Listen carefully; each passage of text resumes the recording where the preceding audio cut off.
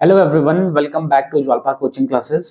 तो इसमें हम रैपिड रिवीजन में करेंगे चैप्टर कार्बन एनएच कंपाउंड और क्विकली रिवाइज करेंगे। कुछ इसके जो मेन कॉन्सेप्ट्स हैं उनको रिवाइज करेंगे। तो चलिए शुरू करते हैं। कार्बन एनएच कंपाउंड, देखो इसमें हम बेसिकली किसके बारे में पढ़ते हैं? कार्बन और उनसे बने हुए कंपाउंड्स के बारे में। ठीक है, तो इसमें पहला हम पढ़ने वाले हैं बॉन्डिंग इन कार्बन। देखो कार्बन में किस तरीके की बॉन्डिंग होती है। तो देखो हमने बहुत सारे कार्बन कंपाउंड्स को एनालाइज किया, चेक किया, तो ये देखा कि भैया ये क्या होते हैं, ये पुअर कंडक्टर ऑफ इलेक्ट्रिसिटी होते हैं। ठीक है, पुअर कंडक्टर ऑफ इलेक्ट्रिसिटी क्यों होते हैं? क्योंकि इनके बीच में बॉन्डिंग होती है कोवेलेंट बॉन्डिंग, जो इन्हें क्या बनाता है, पुअर कंडक्टर ऑफ इलेक्ट्रिसिटी। और इनके बीच में जो फोर्स ऑफ अट्रैक्शन होता है वो बहुत कम होता है, जिसकी वजह से इनका मेल्टिंग पॉइंट और बॉइलिंग पॉइंट काफी कम होता है।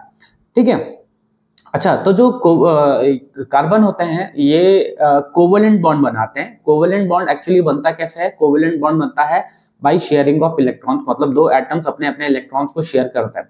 अगर कहीं पे अगर इलेक्ट्रॉन्स का ट्रांसफर हो रहा होता है तो वहां पे आयनिक बॉन्ड बनता, लेकिन अगर शेयरिंग हो रही है तो वहां पे कोवेलेंट बॉन्ड बनता है। तो कार्बन कोवेलेंट बॉन्ड ही बनाता है। ठीक है, तो देखो टाइप्स ऑफ कोवेलेंट बॉन्ड, कितने टाइप्स के कोवेलेंट बॉन्ड होते हैं? तीन तरीके के कोवेलेंट बॉन्ड्स होते हैं।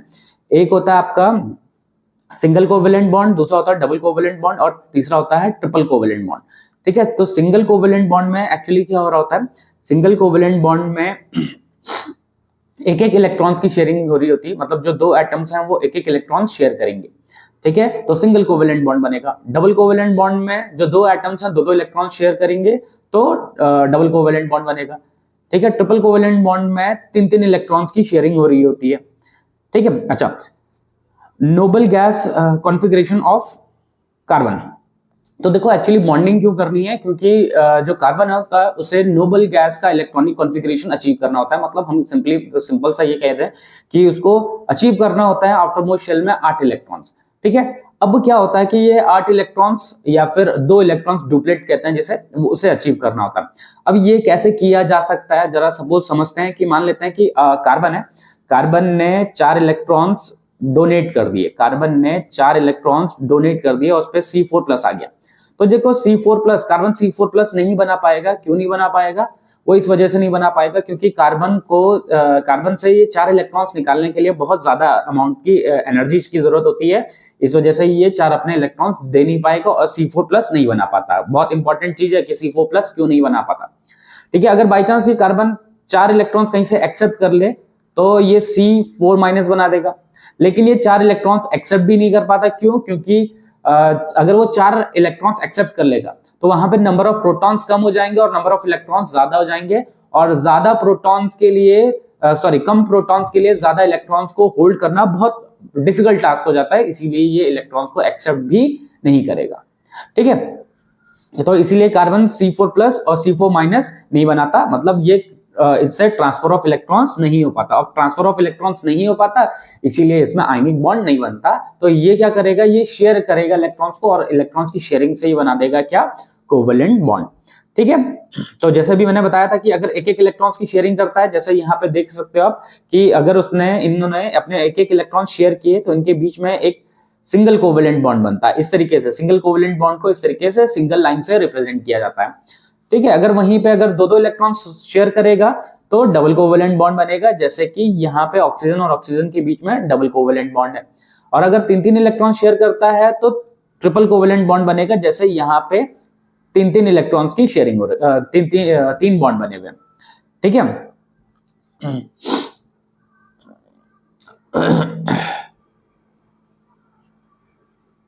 अगला है कि carbon atom has 4 electrons in its outermost shell. इनके आउटरमोस्ट शेल में कितने इलेक्ट्रॉन्स होते हैं? 4। इट रिक्वायर्स 4 इलेक्ट्रॉन्स, इन्हें 4 इलेक्ट्रॉन्स की जरूरत होती है कि आउटरमोस्ट शेल में 8 इलेक्ट्रॉन्स हो जाएं और ये इनर्ट गैस इलेक्ट्रॉनिक कॉन्फ़िगरेशन को अचीव कर ले। Carbon atom can achieve the electronic configuration electron arrangement only by sharing. तो जो कि मैं अभी आपको बता चुका हूं कि इलेक्ट्रॉन्स की शेयरिंग करनी पड़ती है कि उसको कि नोबल गैस का या इनर्ट गैस का इलेक्ट्रॉनिक कॉन्फ़िगरेशन अचीव करने के लिए। ठीक है ना, तो ये मैं आपको बता चुका हूं। ठीक है, कार्बन इज टेट्रावेलेंट। कार्बन क्या है? टेट्रावेलेंट होता है। टेट्रावेलेंट का मतलब होता है कि कार्बन 4 बॉन्ड बनाने में कैपेबल होता है, या फिर हम ये कह सकते हैं कि कार्बन के आउटर मोस्ट शेल में 4 इलेक्ट्रॉन्स होते हैं और प्रॉपरली बॉन्ड बनाने के लिए इसको 4 इलेक्ट्रॉन्स और चाहिए होते हैं, मतलब ये 4 इलेक्ट्रॉन्स की शेयरिंग कर सकता है। ठीक है, अगला allotrope of carbon. Allotrope of carbon क्या होता है? कार्बन मतलब किसी भी एलिमेंट का जो फिजिकल फॉर्म होगा, किसी भी एलिमेंट का जो फिजिकल फॉर्म होता है उसे कहते हैं हम एलोट्रोप। क्या कहते हैं? किसी भी एटम का जो फिजिकल फॉर्म वो एलोट्रोप होगा, उसे एलोट्रोप कहते हैं। तो कार्बन के 3 एलोट्रोप होते हैं, एक होता है डायमंड, एक होता है ग्रेफाइट, एक होता है बकमिंस्टर फ्लोरीन। ठीक है, तो डायमंड देखो, डायमंड में किस तरीके का स्ट्रक्चर बनता है? देखो इस तरीके का स्ट्रक्चर बनता है कि एक कार्बन 4 दूसरे दूसरे कार्बनों के साथ जुड़ा हुआ होता है। जैसे ये कार्बन इस वाले कार्बन के साथ भी लगा हुआ है, इसके साथ भी लगा हुआ है, इसके साथ भी इसी तरीके। ठीक है, तो सारे कार्बन एक दूसरे मतलब एक कार्बन 4 अलग अलग कार्बन के साथ जुड़ा हुआ होगा। ठीक है, ठीक है, तो देखो डायमंड क्या होता है? किससे बॉन्डेड होता है? 4 दूसरे कार्बन एटम्स के साथ बॉन्डेड होता है डायमंड में। ठीक है, अच्छा इसका स्ट्रक्चर कैसा होता है? 3 डायमेंशनल स्ट्रक्चर होता है, मतलब 3 डायमेंशंस में, एक्स एक्सेस, वाई एक्सेस और जेड एक्सेस तीनों में ये एक्सपैंड होता है। ठीक है, ये कैसा होता है बेटा? ये रिजिड होता है, बहुत हार्ड सब्सटेंस होता है। ठीक है, ये क्या होता है? Non conductor of electricity. ये इलेक्ट्रिसिटी को कंडक्ट नहीं करता क्योंकि इनमें फ्री इलेक्ट्रॉन्स नहीं होते हैं। ठीक है, it can be synthesised by subjecting pure carbon to a high pressure. ठीक है, तो हाई प्रेशर में से कंप्रेस कर सकते हैं इसे, और इसका इस तरीके से जो हार्ड स्ट्रक्चर बनता है। ठीक है, क्यों? क्योंकि कार्बन को हम क्या करते हैं? हाई प्रेशर में रखते हैं, हाई टेम्परेचर में रखते हैं, जिसकी वजह से उसका साइज थोड़ा सा कॉम्पैक्ट हो जाता है। ठीक है, नेक्स्ट एलोट्रोप है, नेक्स्ट एलोट्रोप है ग्रेफाइट। ग्रेफाइट क्या होता है? In graphite, each carbon is bonded by 3 other carbon atoms in the same plane. ठीक है, तो ग्रेफाइट में एक कार्बन एटम बाकी 3 कार्बन एटम्स के साथ जुड़ा हुआ होता है, जो कि एक ही प्लेन में होता है। और ये सारे के सारे कार्बन्स जब आपस में जुड़ते हैं तो ये एक हेक्सागोनल स्ट्रक्चर बनाते हैं। कैसा बनाते हैं? हेक्सागोनल स्ट्रक्चर, मतलब बहुत सारे हेक्सागन्स जुड़ जुड़ के एक लेयर बना देते हैं। ठीक है, one of the bonds in double bond and thus the valency of the carbon is satisfied। ठीक है, तो जो ये 3 कार्बन के साथ जुड़ा हुआ होगा उसमें से एक बॉन्ड कैसा होगा बेटे? डबल बॉन्ड होगा, बाकी बॉन्ड सिंगल बॉन्ड होते हैं। ठीक है, क्योंकि कार्बन की वैलेंसी को भी सेटिस्फाई करना है, क्योंकि कार्बन की वैलेंसी कितनी होती है? 4 होती है। ठीक है, अगला है हेक्सागोनल एरेज, बहुत सारी जुड़ी हुई रहती हैं। ठीक है, ये बता चुका हूं आपको। Graphite is smooth and slippery. कैसा होता है बेटे? स्लिपरी। जैसे कि डायमंड कैसा होता है? डायमंड हार्ड होता है, वहीं पे ग्रेफाइट क्या होता है? सॉफ्ट होता है, स्मूथ होता है। ठीक है, ये गुड कंडक्टर ऑफ इलेक्ट्रिसिटी होता है। क्यों? क्योंकि ये आसानी से इलेक्ट्रिसिटी को कंडक्ट कर देता है, क्योंकि इसमें फ्री इलेक्ट्रॉन्स होते हैं। ठीक है, नेक्स्ट एलोट्रोप है फ्लोरीन। ठीक है, तो फ्लोरीन कैसा होता है? जैसे फुटबॉल के शेप का होता है। जैसे आप देख सकते हो कि यहाँ पे जो रेड वाला जो पार्ट है, ये क्या है? ये एक कार्बन है, ये एक कार्बन है, ये एक कार्बन। तो ये सारे के सारे कार्बन जुड़ के क्या बनाते हैं? एक फुटबॉल जैसा स्ट्रक्चर बना देते हैं। ठीक है, तो फ्लोरीन में टोटल 60 कार्बन होते हैं। कितने कार्बन होते हैं बेटे? 60 कार्बन होते हैं। ठीक है, तो इसका फॉर्मूला C60 भी होता है। ठीक है, नेक्स्ट है वर्सेटाइल नेचर ऑफ कार्बन।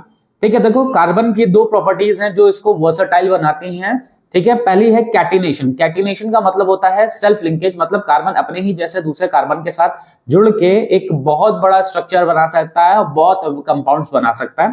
ठीक है, जैसे कार्बन स्ट्रेट चेन में भी जुड़ सकता है, मतलब इस तरीके से ऐसा स्ट्रेट चेन बना सकता है। ब्रांच्ड चेन का मतलब इस तरीके से ब्रांच्ड चेन बना सकता है। क्लोज चेन का मतलब होता है कि इस तरीके से क्लोज चेन भी बना सकता है कार्बन। ठीक है, तो कार्बन इस तरीके से अलग अलग बॉन्डिंग बना के बहुत सारे कंपाउंड्स बना सकता है। ठीक है, नेक्स्ट प्रॉपर्टी है टेट्रावैलेंसी। टेट्रावैलेंसी का मतलब होता है 4 वैलेंसी। कितनी है? 4 वैलेंसी। तो दूसरी प्रॉपर्टी है वो है टेट्रावैलेंसी। टेट्रावैलेंसी का मतलब होता है कि कार्बन 4 बॉन्ड्स बना सकता है, कैपेबल है 4 बॉन्ड बनाने में। तो ये जो दो प्रॉपर्टीज हैं, एक तो कैटिनेशन और दूसरा टेट्रावैलेंसी, वो इसका वर्सेटाइल नेचर बनाते हैं। ठीक है, नेक्स्ट है क्लासिफिकेशन ऑफ हाइड्रोकार्बन्स। हाइड्रोकार्बन्स कौन से होते हैं बेटे? हाइड्रोकार्बन हाइड्रोजन और कार्बन से बनने वाले कंपाउंड्स को कहते हैं हम हाइड्रोकार्बन्स। किससे? हाइड्रोजन और कार्बन से बनने वाले कंपाउंड्स को हम हाइड्रोकार्बन्स कहते हैं। तो दो तरीके के हाइड्रोकार्बन्स होते हैं, एक होते हैं सैचुरेटेड हाइड्रोकार्बन्स और दूसरे होते हैं अनसैचुरेटेड हाइड्रोकार्बन्स। सैचुरेटेड हाइड्रोकार्बन्स क्या होता है? All the 4 valencies of each carbon is satisfied by a single covalent bond. मतलब कार्बन की जो चारों वैलेंसीज हैं वो सिंगल बॉन्ड से सेटिस्फाई होती हैं। वहीं पे अनसैचुरेटेड में सिंगल बॉन्ड से नहीं, डबल बॉन्ड और ट्रिपल बॉन्ड से सेटिस्फाई होती हैं। ठीक है,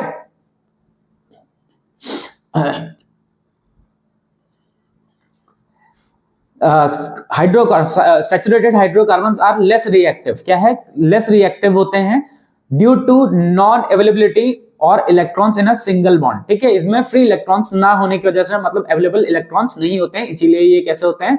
लेस रिएक्टिव होते हैं। वहीं पे अनसैचुरेटेड हाइड्रोकार्बन्स कैसे होते हैं बेटे? ज्यादा रिएक्टिव होते हैं।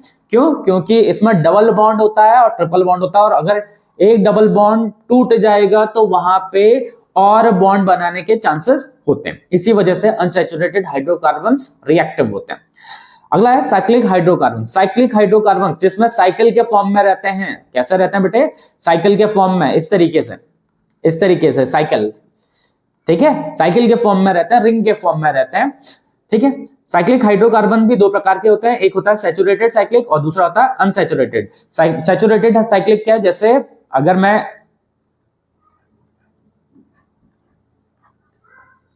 ये हो गया सैचुरेटेड साइक्लिक। क्या है ये? Saturated cyclic. मतलब साइकिल तो बनी हुई और सभी में सिंगल बॉन्ड है, जैसे साइक्लोहेक्सेन, ये एक सैचुरेटेड साइक्लिक कंपाउंड है।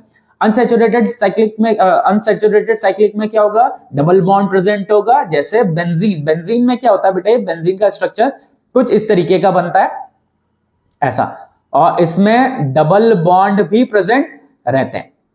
ठीक है, तो अनसैचुरेटेड है और साइक्लिक है। ठीक है, नेक्स्ट है फंक्शनल ग्रुप। फंक्शनल ग्रुप क्या होता है? फंक्शनल ग्रुप वो ग्रुप्स होते हैं जो किसी कंपाउंड में लग जाएं तो वो अलग तरीके से बिहेव करने में काम करते हैं। मतलब जो कंपाउंड जिसके साथ जुड़ेंगे तो वो अलग तरीके से काम करेगा। जैसे एक्स जुड़ गया, आर एक्स जुड़ गया यहाँ पे, जैसे यहाँ पे आर एक्स जुड़ा हुआ है तो एक्स क्या है? हेलोजन है।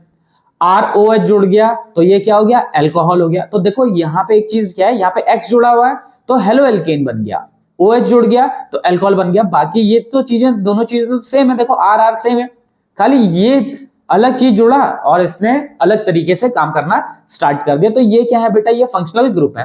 जैसे एल्डिहाइड, एल्डिहाइड में क्या होता है? CHO होता है। क्या होता है? CHO होता है। ठीक है, सफिक्स में इसके Al जुड़ता है, अल्कोहल में OL जुड़ता है। ठीक है, ये हो गया carboxylic acid, COOH, carboxylic acid. इसमें सफिक्स में, सफिक्स का मतलब होता है जो नाम का जो लास्ट होता है उसे हम सफिक्स कहते हैं। तो इसमें ओइक एसिड जुड़ता है। कीटोन हो गया, कीटोन में इस तरीके से C और O के बीच में डबल बॉन्ड होता है। ध्यान रखना, कीटोन हमेशा बीच में आएगा, दो कार्बन्स के बीच में आएगा, कभी भी एंड में नहीं आएगा कीटोन। ठीक है, तो ये कीटोन हो गया। अगला ईथर। ईथर क्या है? ROR, ये क्या है? ईथर है। ठीक है, इसमें सफिक्स में क्या जुड़ता है? ऑक्सी जुड़ता है। ठीक है, अगला है होमोलॉगस सीरीज। होमोलॉगस सीरीज क्या होता है?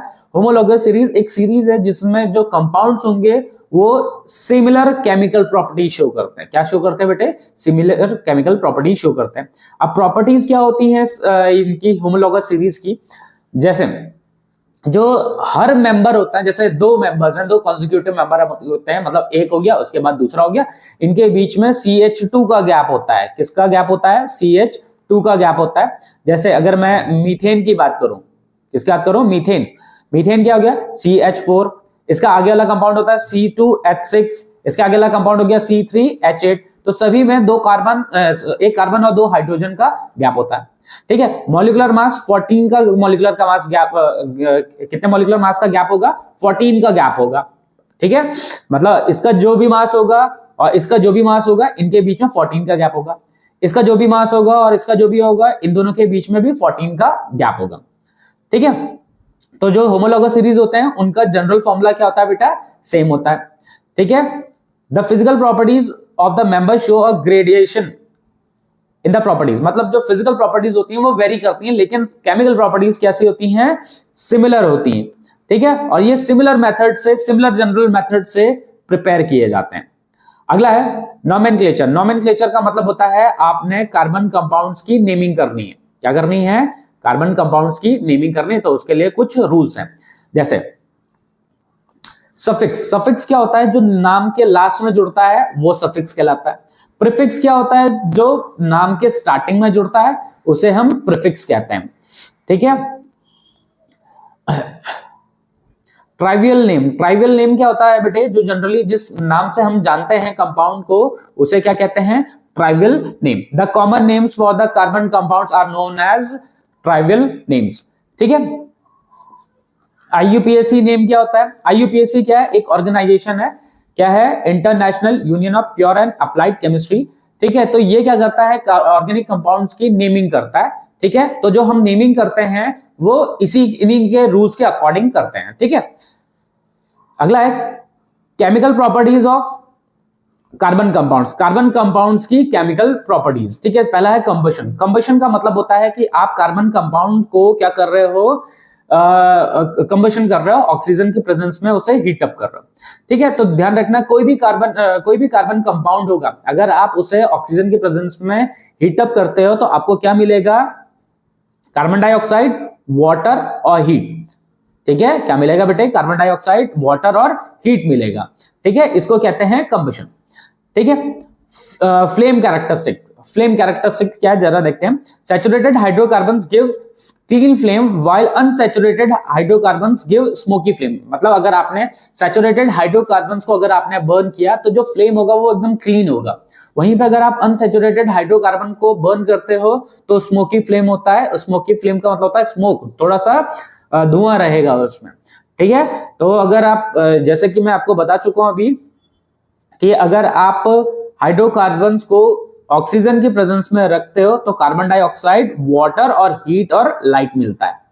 ठीक है, नेक्स्ट है ऑक्सीडेशन। ऑक्सीडेशन जनरल प्रोसेस क्या होता है, ऑक्सीडेशन, ऑक्सीजन को ऐड करना, हाइड्रोजन को रिमूव करना, इसे हम ऑक्सीडेशन कहते हैं। क्या कहते हैं बेटे, हाइड्रोजन को रिमूव करना और ऑक्सीजन को ऐड करना को क्या कहते हैं, ऑक्सीडेशन। ठीक है, अब जैसे अगर हम ऑक्सीडेशन करते हैं किसी हाइड्रोकार्बन का, जैसे अल्कोहल का, हमने अल्कलाइन KMnO4 की प्रेजेंस में या फिर एसिडिफाइड K2Cr2O7। ठीक है, तो ये KMnO4 क्या होता है, पोटेशियम परमैंगनेट, K2Cr2O7 क्या होता है, पोटेशियम डाइक्रोमेट।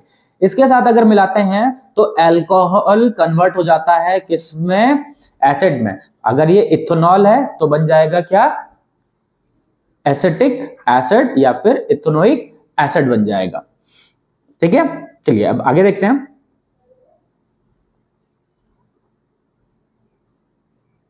ठीक है, तो ये जो दोनों के दोनों थे ये क्या थे बेटा, ये ऑक्सीडाइजिंग एजेंट थे। KMnO4 क्या है, ऑक्सीडाइजिंग एजेंट। K2Cr2O7 ये भी क्या है, ऑक्सीडाइजिंग एजेंट। नेक्स्ट है एडिशन रिएक्शन। क्या है, एडिशन रिएक्शन। तो एडिशन रिएक्शन में हम हाइड्रोजन को ऐड करेंगे। क्या करेंगे, हाइड्रोजन को ऐड करेंगे किसकी प्रेजेंस में, कैटलिस्ट पैलेडियम या फिर निकल के प्रेजेंस में। किसकी, कैटलिस्ट पैलेडियम या फिर निकल के प्रेजेंस में ऐड करेंगे। ठीक है, तो हाइड्रोजन ऐड करेंगे, तो हाइड्रोजन ऐड करने का जो प्रोसेस होता है उसे क्या कहते हैं, हाइड्रोजनेशन, हाइड्रोजनेशन कहते हैं सर। ठीक है, जैसे vegetables oils are converted, vegetable oils are converted into vegetable ghee using this process. तो ये हाइड्रोजनेशन प्रोसेस से हम वेजिटेबल ऑयल्स को कन्वर्ट कर सकते हैं किस चीज में, वेजिटेबल घी में कन्वर्ट कर सकते हैं। ठीक है, जैसे ये देखो ये था, अब इसमें हमने हाइड्रोजन ऐड किया। जब हाइड्रोजन ऐड करेंगे तो डबल बॉन्ड में से एक बॉन्ड टूटेगा और एक हाइड्रोजन आके लग जाएगा और एक दूसरा हाइड्रोजन आके लग जाएगा। ठीक है, इसमें क्या लग जाएगा, एक हाइड्रोजन और एक हाइड्रोजन यहां लग गया। ठीक है, this reaction occurs only in unsaturated hydrocarbon. तो ठीक है, तो ये खाली कौन शो करता है, ये अनसैचुरेटेड हाइड्रोकार्बन शो करते हैं। ठीक है, तो ध्यान रखना हाइड्रोजनेशन या addition reaction unsaturated hydrocarbon show करते हैं। ठीक है, तो अभी बता दिया मैंने हाइड्रोजन को ऐड कर रहे हैं तो इसीलिए इसे हम हाइड्रोजनेशन भी कहते हैं। ठीक है, नेक्स्ट है सब्स्टिट्यूशन रिएक्शन। सब्स्टिट्यूशन रिएक्शन में क्या हो रहा होगा, सब्स्टिट्यूशन में एक एलिमेंट जाएगा और उसकी जगह कोई दूसरा आके लग जाएगा। जैसे हमारे पास CH4 था, ठीक है, इसमें से एक हाइड्रोजन चला गया और एक हाइड्रोजन की जगह आके लग गया कौन, Cl आगे लग गया। ठीक है, तो इसमें क्या हुआ बेटे, इसमें हुआ है सब्स्टिट्यूशन। ठीक है, क्या हुआ है, सब्स्टिट्यूशन। ठीक है, तो ध्यान रखना सब्स्टिट्यूशन कौन शो करता है, सैचुरेटेड हाइड्रोकार्बन्स। ठीक है, जैसे अनसैचुरेटेड हाइड्रोकार्बन्स एल्केन शो करते हैं। ठीक है, unsaturated hydrocarbons addition reaction show करते हैं और saturated hydrocarbons substitution reaction show करते हैं। ठीक है, सम इंपॉर्टेंट कार्बन कंपाउंड्स। ठीक है, तो इनमें से कुछ कार्बन कंपाउंड्स है जैसे इथेनॉल और इथेनोइक एसिड। तो ध्यान रखना दोनों में से कोई एक पूछा जाता है एग्जाम में। ठीक है, तो पहला हम पढ़ते हैं इथेनॉल। ठीक है, प्रॉपर्टीज ऑफ इथेनॉल, क्या पढ़ेंगे, प्रॉपर्टीज ऑफ इथेनॉल, इथेनॉल की प्रॉपर्टीज। ठीक है, अगर हम इथेनॉल को सोडियम के साथ रिएक्ट करते हैं तो सोडियम इथॉक्साइड मिलता है और हाइड्रोजन गैस मिलता है। ठीक है, क्यों, क्योंकि सोडियम हाइड्रोजन को यहां से रिमूव कर देता है। ठीक है, ज्यादा रिएक्टिव होने की वजह से हाइड्रोजन को रिमूव करता है और हाइड्रोजन गैस इवॉल्व हो जाता है। नेक्स्ट है डिहाइड्रेशन। क्या है, डिहाइड्रेशन। डिहाइड्रेशन का मतलब होता है कि अगर आपके पास इथेनॉल है, आपने इसको कंसंट्रेटेड H2SO4 के साथ रखा एट 170 डिग्री सेंटीग्रेड, तो इससे वाटर का मॉलिक्यूल निकल जाता है और इथेनॉल से हमें मिल जाता है इथीन। क्या मिल जाता है, इथेनॉल से इथीन मिल जाता है। नेक्स्ट है reaction of ethanoic acid. Ethanoic acid का रिएक्शन, इसमें पहला है एस्टरिफिकेशन। क्या है, एस्टरिफिकेशन। एस्टरिफिकेशन में क्या होता है बेटे, हम इथेनॉल को रिएक्ट करते हैं इथेनोइक एसिड के साथ। ठीक है, किसकी प्रेजेंस में, कंसंट्रेटेड H2SO4 की प्रेजेंस में। तो कंसंट्रेटेड H2SO4 क्या है, एक डिहाइड्रेटिंग एजेंट है और वो यहां से वाटर मॉलिक्यूल को निकाल लेता है। क्या करता है, यहां से वाटर मॉलिक्यूल को निकाल लेता है और वाटर मॉलिक्यूल निकालने के बाद जो हमारे पास जो कंपाउंड बनता है इसको कहते हैं हम ईस्टर। क्या कहते हैं इसे हम, ईस्टर। इसी वजह से इस प्रोसेस को हम एस्टरिफिकेशन भी कहते हैं। ठीक है, the Easter on treating with base NaOH। अगर हम ईस्टर को NaOH के साथ ट्रीट कर दें तो हमें वापस से अल्कोहल और sodium salt of carboxylic acid मिलेगा और इस प्रोसेस को कहते हैं सफोनिफिकेशन। क्या बोलते हैं बेटे, सफोनिफिकेशन। मतलब जो ईस्टर था अगर आपने उसे NaOH के साथ मिला दिया, किसके साथ मिलाया, NaOH के साथ मिलाया, तो आपको वापस से क्या मिल जाएगा, आपको वापस से मिलेगा बेटे अल्कोहल मिलेगा और sodium salt of carboxylic acid मिलेगा और इस प्रोसेस को हम सफोनिफिकेशन भी कहते हैं। ठीक है, जैसे यहाँ पे शो कर रखा है इसको। ठीक है, कि ये आपके पास इथेनोइक एसिड था, इसके साथ आपने NaOH को मिलाया, आपको अल्कोहल मिल गया और sodium salt of carboxylic acid मिल गया।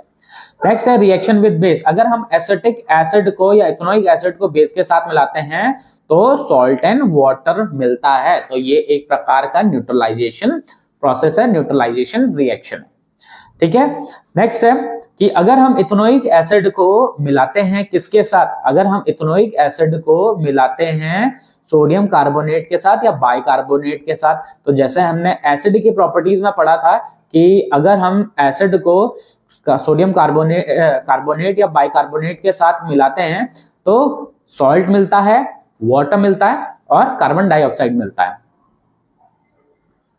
हमारा सोप एंड डिटर्जेंट्स। देखो soap and detergents, the molecules of soap are sodium and potassium salt of long chain carboxylic acid. ठीक है, तो क्या होते हैं बेटे, sodium and potassium salt of long chain carboxylic acid होते हैं। ठीक है, तो जो इनका मॉलिक्यूल होता है वो किस फॉर्म में होता है, उसको इस तरीके से बनाते हैं, वो कुछ इस तरीके का होता है। ठीक है, ये जो ये वाला पार्ट होता है ये होता है हाइड्रोफिलिक। क्या होता है बेटा, ये हाइड्रोफिलिक। और ये वाला जो पार्ट होता है ये होता है हाइड्रोफोबिक। क्या होता है ये, हाइड्रोफोबिक। हाइड्रोफोबिक, ठीक है, हाइड्रोफोबिक पार्ट होता है, ठीक है। तो ये वाटर से दूर रहता है और ये वाटर की तरफ रहता है, ठीक है। तो देखो जब हम क्या करते हैं, जब हम सोप या डिटर्जेंट को हम पानी के साथ यूज करते हैं, ये उसके साथ जब इससे वॉशिंग करते हैं तो क्या होता है, तो जैसे सपोज ये डर्ट है हमारे पास, ये जो यहाँ पे क्या है, गंदगी है ये, ठीक है, ये, ठीक है। तो जो हाइड्रोफोबिक पार्ट है वो इस तरीके से गंदगी की तरफ आ जाता है और हाइड्रोफिलिक पार्ट वाटर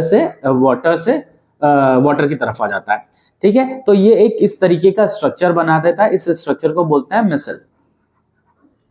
क्या बोलते हैं इसे, इस स्ट्रक्चर को मिसल, ठीक है। तो जब हम क्या करते हैं, पानी को रिमूव करते हैं, ठीक है, तो जब रिमूव हो रहा होता है तो ये मिसल क्या करता है, अपने साथ इस डर्ट को भी निकाल लेता है, खींच लेता है, ठीक है।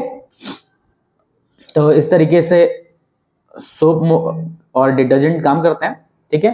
तो आज के इस वीडियो में हम इतना ही करेंगे, ठीक है। तो नए वीडियो में मिलेंगे नए टॉपिक के साथ, तब तक बने रहिए ज्वाला कोचिंग क्लासेस के साथ और करते रहिए पढ़ाई, ठीक है बच्चों, बाय बाय।